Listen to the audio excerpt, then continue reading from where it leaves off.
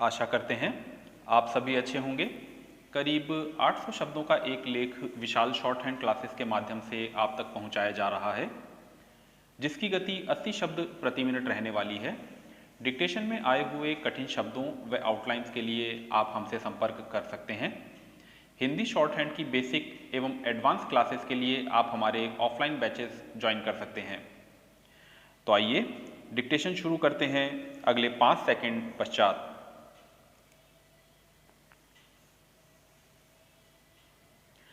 जयपुर का स्थापना दिवस उसकी विरासत के जिक्र के बिना अधूरा लगेगा।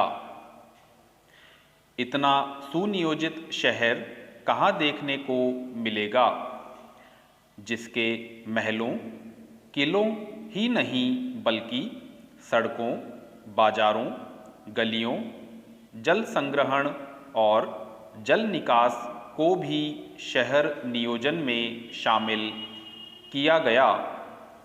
यहाँ की वास्तुकला की जादूगरी तो देखिए।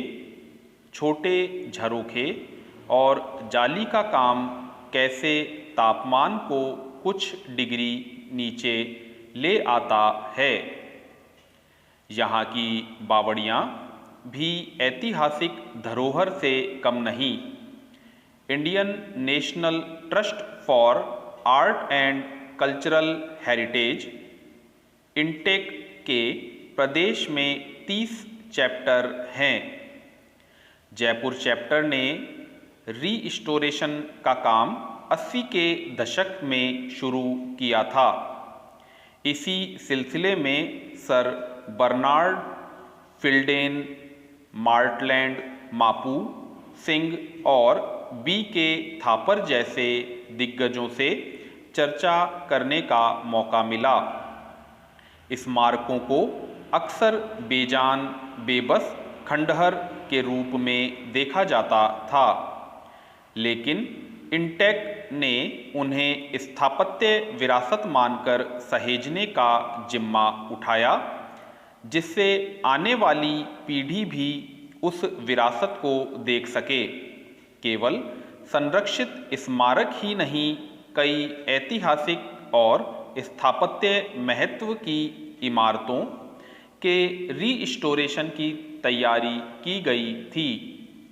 1986 में इंटेक के लिए हमने ऐसी 450 इमारतों की सूची बनाई और पूरा डॉक्यूमेंटेशन किया।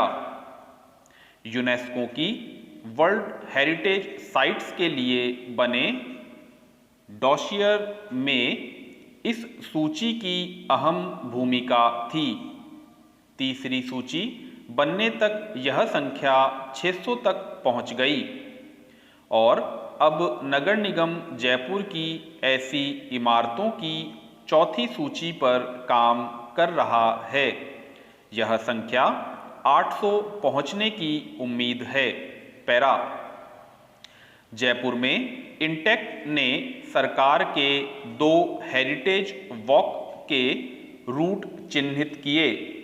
इनमें से एक था चौकड़ी मोदी खाना और दूसरा छोटी चौपड़ से ताल कटोरा जाने का रास्ता। उन रास्तों में मौजूद मंदिरों, हवेलियों, बगीचों और ऐतिहासिक व आर्किटेक्चरल महत्व की इमारतों को रीस्टोर किया। जब मैं 10 इजी वॉक्स किताब पर काम कर रही थी तो चारदीवारी में घूमते हुए मैंने ऐसी हवेलियां देखी जिनके बाहर घोड़े बांधने का खूंटा था, जो शायद रियासत काल में मेहमानों की सुविधा के लिए बनाया गया होगा। वहाँ रहने वालों ने उन खूंटों को भी रेलिंग लगाकर महफूज रखा था। ये छोटी छोटी चीज़ें विरासत में झांकने की खिड़कियां हैं, जो हमें अपने इतिहास से जोड़ने का मौका देती है। वहीं कुछ ऐसे हिस्से भी थे जहां या तो विरासत अतिक्रमण के फैलाव से सिकुड़ रही थी या फिर आधुनिकता के फेर में फसाड से छेड़छाड़ की गई थी। मैंने इतने सालों में महसूस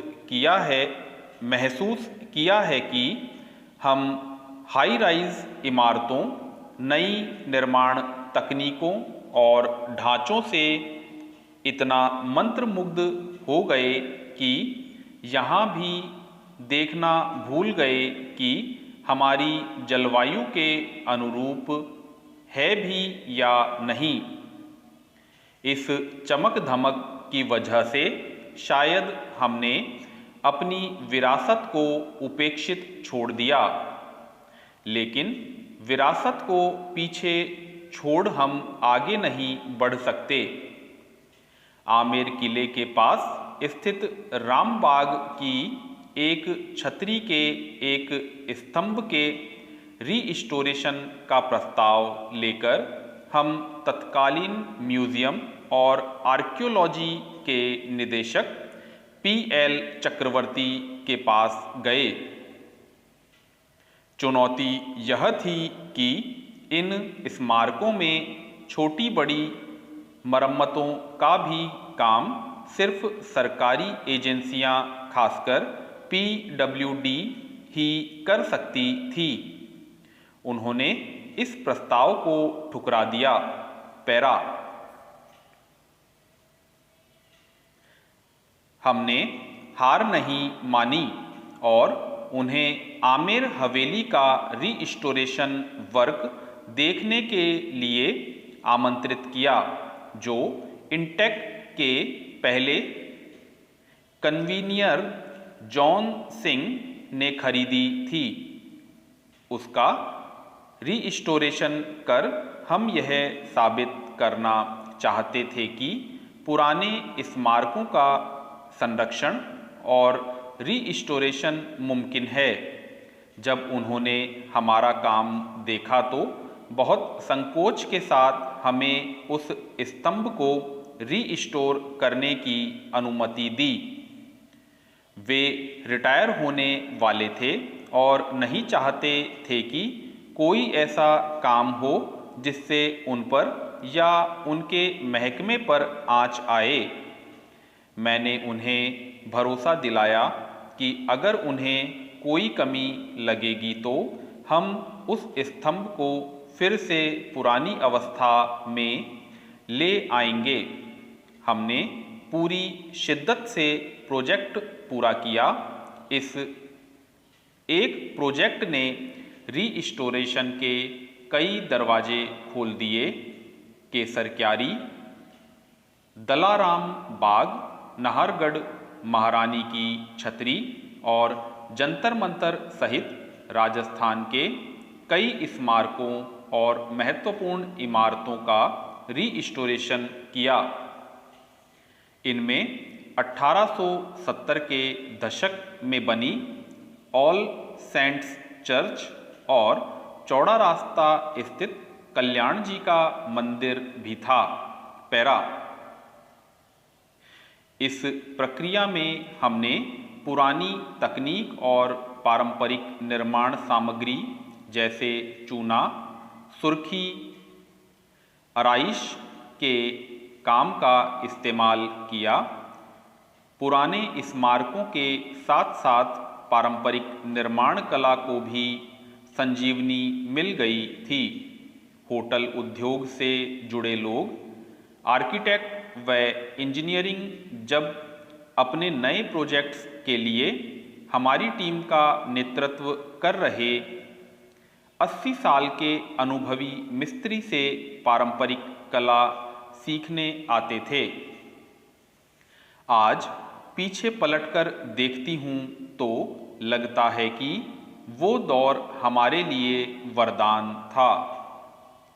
नहीं तो सिर्फ रीस्टोरेशन के पैशन के आधार पर आज मुझे संरक्षित स्मारकों को रीस्टोर करने की जिम्मेदारी कौन सौंपता। आज कई प्रशिक्षित और अनुभवी कंजर्वेशन आर्किटेक्ट्स हमारी विरासत के संरक्षण के लिए काम कर रहे हैं। विरासत एक पाठशाला है जो तब तक कायम रहेगी जब तक लोग उससे सीखना चाहेंगे, उनसे मिलने और उन्हें सहेजने के लिए लौटते रहेंगे। पुरानी परंपराओं, प्राकृतिक और निर्मित विरासत को बचाने की साझी जिम्मेदारी हम सबकी है। संपूर्ण समाप्त। आशा है आपने डिक्टेशन को पूरा लिखा होगा। नेक्स्ट डिक्टेशन आप तक जल्दी ही पहुंच जाएगी। अगर आपको हमारा यह प्रयास पसंद आया है तो हमारे चैनल को सब्सक्राइब करके बेल आइकन प्रेस कर दें और चैनल को ज़्यादा से ज़्यादा शेयर करें। धन्यवाद।